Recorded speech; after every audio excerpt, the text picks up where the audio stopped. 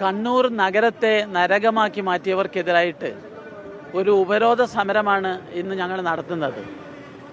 ആ സമരം വിജയിച്ചു എന്ന് പറയാം. കാരണം കോർപ്പറേഷൻ്റെ കൗൺസിൽ യോഗം, അവസാനത്തെ കൗൺസിൽ യോഗം ഇന്ന് രാവിലെ 11 മണിക്ക് വെച്ചതാണ്. ഞങ്ങളെ ഉപരോധം പേടിച്ചിട്ട് അവരത് വൈകുന്നേരത്തേക്ക് മാറ്റി. നമ്മുടെ ഡെപ്യൂട്ടി മേയർ ഇന്ദിര ഇവിടെ വന്നു. മെയിൻ ഗേറ്റിൽ കൂടി തന്നെ കയറണം എന്നൊക്കെ പറഞ്ഞ് വാശി പിടിച്ചു.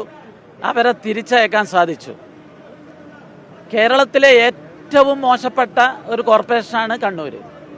അതിന് കാരണം ഇവർക്ക് അഴിമതി നടത്താനുള്ള ബുദ്ധിയേ ഉള്ളൂ. ഇവർക്ക് വികസനം നടത്താനുള്ള ബുദ്ധി പടച്ചോൻ കൊടുത്തിട്ടില്ല. ഏറ്റവും അവസാനം സുധാകരൻ രണ്ടാമത് ഉദ്ഘാടനം ചെയ്ത മൾട്ടി ലെവൽ പാർക്കിംഗ്, അതിലൊരു ഓട്ടോറിക്ഷ പോലും ഇപ്പോഴും പാർക്ക് ചെയ്യുന്നില്ല. കാരണം എന്തുകൊണ്ടാണ്? അതിൻ്റെ സ്ഥലം പറ്റിയിട്ടില്ല. അത് നഗരത്തിൻ്റെ ഹൃദയഭാഗത്ത് സ്ഥലം കണ്ടെത്തിയിട്ടാണല്ലോ പാർക്കിംഗ് ഉണ്ടാക്കേണ്ടത്. ഏതെങ്കിലും ഒരു മൂലക്ക് കൊണ്ടുവച്ചാൽ ആളുകൾ അവിടെ നിർത്തിയിട്ട് പിന്നെ നഗരത്തിലേക്ക് നടന്നു പോകുമോ? ഇല്ല. ഇവർക്ക് ഒരു പാർക്കിംഗ്, അതും കേന്ദ്ര ഗവൺമെൻറ്റിൻ്റെ അമൃത് പദ്ധതിയിൽ നിന്ന് ഈ മൾട്ടി ലെവൽ പാർക്കിങ്ങും അതുപോലെ തന്നെ സീവേജ് ട്രീറ്റ്മെൻറ്റ് പ്ലാന്റും പരാജയമാണ്. കാരണം നല്ല ഓവുചാലുണ്ടെങ്കിൽ മാത്രമല്ലേ ഈ ട്രീറ്റ്മെൻറ്റ് സ്ഥലത്തേക്ക് മലിനജലം എത്തുകയുള്ളൂ. അപ്പോൾ ആദ്യം ഉണ്ടാക്കേണ്ടത് നല്ല ഓവുചാലാണ്. അതില്ല. 52 കോടിക്ക് ട്രീറ്റ്മെൻറ്റ് പ്ലാന്റ് ഉണ്ടാക്കി അവിടെ ഒരു തുള്ളി വെള്ളമില്ല. അതും തുരുമ്പിച്ച് കിടക്കുകയാണ്. ഇവിടെ ഒരു ശ്മശാനമുണ്ട്. നിങ്ങൾ തൈക്കാട് ശ്മശാനത്ത് പോയി നോക്കണം. എന്ത് മനോഹരമാണ്. അത് പൂങ്കാവനമാണ്. അവിടെ ചെന്നാൽ നമുക്ക് മരിക്കാൻ തോന്നും. പക്ഷേ പയ്യാമ്പലം ശ്മശാനത്തിൽ വന്നാൽ മയ്യത്ത് എണീറ്റോടും എനിക്കിവിടെ കിടക്കണ്ടെന്ന് പറയും.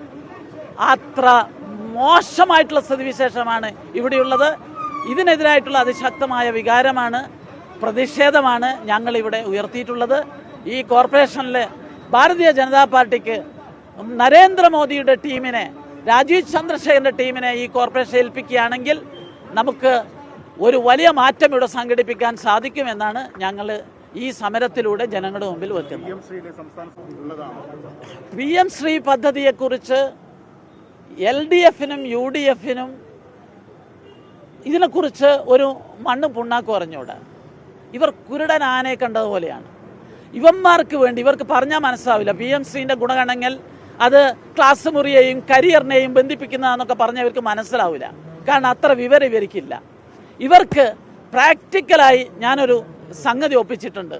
ഇവരെല്ലാം LDFനെയും UDFനെയും PM ശ്രീ കാണാൻ ഞാനിതാ മാഹിയിലേക്ക് ക്ഷണിക്കുന്നു.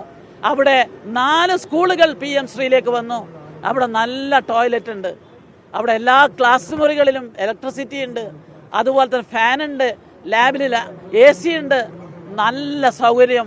അവിടെ പൂന്തോട്ടമുണ്ട്. നല്ല കളിക്കളമുണ്ട്. PM ശ്രീ എന്ന് പറഞ്ഞാൽ നമ്മുടെ സ്കൂളുകളെ ഹൈടെക് ആക്കുന്ന, ഇൻഫ്രാസ്ട്രക്ചർ സൗകര്യം മെച്ചപ്പെടുത്തുന്ന ഒരു സംവിധാനമാണ്. ഇവിടെ സ്കൂളിൽ കുട്ടികൾ ഷോക്കേറ്റ് മരിക്കുന്ന നാടാണ്. ഇവിടെ സ്കൂളുകൾ കുട്ടികൾ, പെൺകുട്ടികൾ പ്രത്യേകിച്ച് വാഷ്റൂമിൽ പോകാത്ത നാടാണ്. അവർക്ക് നല്ല വാഷ്റൂം ഉണ്ടാക്കുന്ന പരിപാടിയാണ് ഇത്. ഇതിനെന്തിനാണ് എതിർക്കുന്നത്?